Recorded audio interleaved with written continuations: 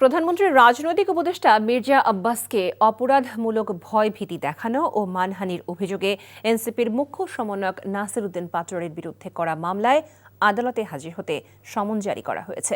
সকালে ঢাকার metropolitan magistrate Mohammad Hasan শাহাদাতের আদালতে মামলার আবেদন করেন রাজধানীর রমনা থানার বিএনপির বর্তমান সভাপতি মোহাম্মদ আশরাফুল ইসলাম। বাদীপক্ষের আইনজীবী মোহাম্মদ আমিরুল ইসলাম আমির এ তথ্য নিশ্চিত করে জানান, এই আবেদনের ওপর শুনানি শেষে আদালত নাসির উদ্দিন পাটোয়ারিকে আদালতে হাজির হতে সমন জারি করেছে।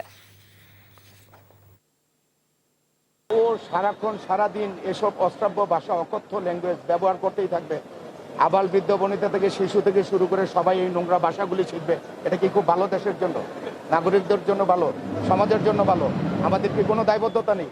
ওকে থামানোর জন্য আইন ছাড়া আমাদের কি উপায় থাকতে পারে বলেন তো আপনি? বিজ্ঞ আদালত সবকিছু পর্যালোচনা করেছেন, অনেক সময় নিয়ে উনি পর্যবেক্ষণ করে যখন দেখেছেন যে বাদীর আর্জিতে যা লিখা এটা সপক্ষের ডকুমেন্টসগুলো উনি অ্যানালিসিস করেছেন, করে দেখে তারপর উনি আসামির বিরুদ্ধে সমন ইস্যু করে মামলা আমলে নিয়ে আসামির বিরুদ্ধে সমন ইস্যু করেছেন।